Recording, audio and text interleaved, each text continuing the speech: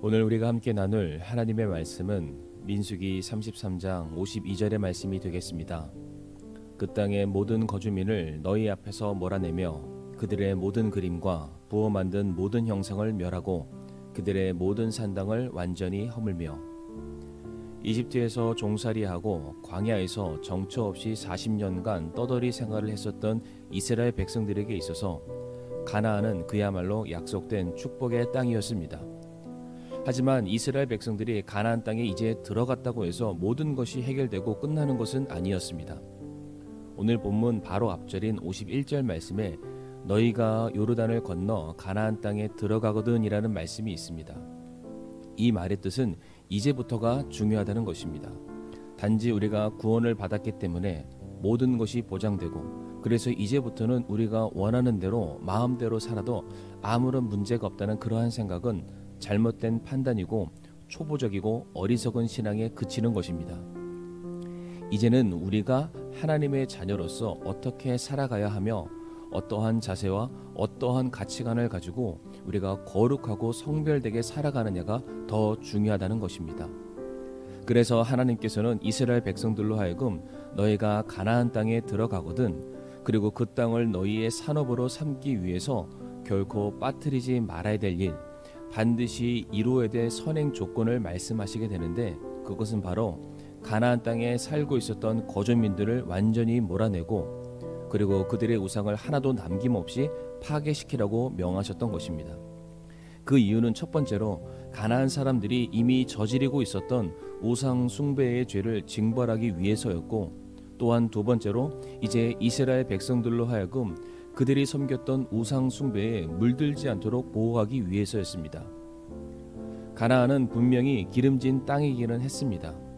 그러나 그곳이 진정 축복의 땅이 되기 위해서 결정적인 흠이 있었는데 그것은 바로 그 땅이 온갖 우상 숭배로 가득했다는 점입니다.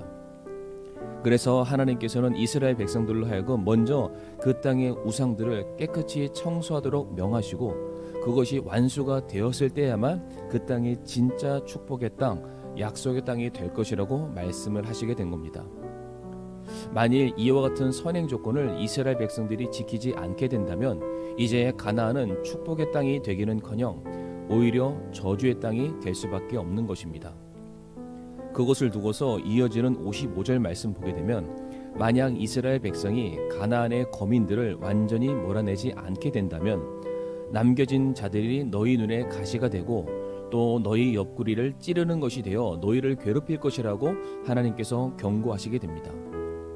뿐만 아니라 이어지는 56절 말씀 보게 되면 하나님께서 내가 그들에게 행하려고 생각했던 것을 너희에게 행하실 것이라고 또한 말씀을 하셨습니다. 엄중한 심판의 경고의 메시지가 됩니다. 그러나 우리가 잘 아는 것처럼 이스라엘 민족들은 가나안을 정복하는 그 모든 과정들을 통해서 그 땅의 거민들을 다 쫓아내고 파괴시킨 것이 아니라 몇몇은 살려두고 그리고 자기네 종으로 만들게 됩니다. 그들을 죽이고 없애는 것보다는 조금 남겨두는 것이 더 유익하다고 여겼던 것 같습니다.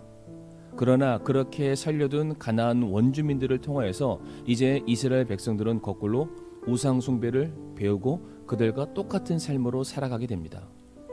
그 결과 가나안 땅에 정착하고 난 그 이후 사사시대를 통과하는 동안 이스라엘은 주변 민족들로부터 반복되는 침략과 시달림을 받게 되고 우상 숭배를 반복하게 됩니다. 그 어떤 경우에도 하나님께서는 자기 외에 다른 신을 섬기는 것을 허락하신 적도 인정하신 적도 없습니다. 아무리 성도가 하는 사업이라 하더라도 만일 그 사람이 돈을 하나님보다 더 의지하고 있다면 그래서 그의 삶에 하나님이 우선순위에 오르지 못하고 사업과 재물 때문에 하나님을 섬기고 예배하는 일이 뒷전으로 미루어지게 된다면 하나님께서 어떻게 그 사람에게 더 많은 축복을 주시고 싶은 마음이 드시겠습니까?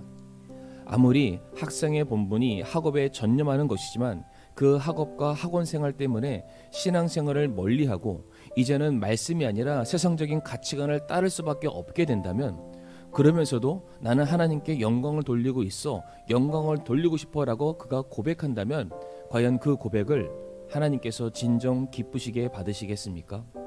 우리 성도님들의 삶 속에서 가시가 눈을 찌르는 것처럼 옆구리를 쿡쿡 쑤셔대는 그러한 시험들이 반복되고 있지는 않습니까?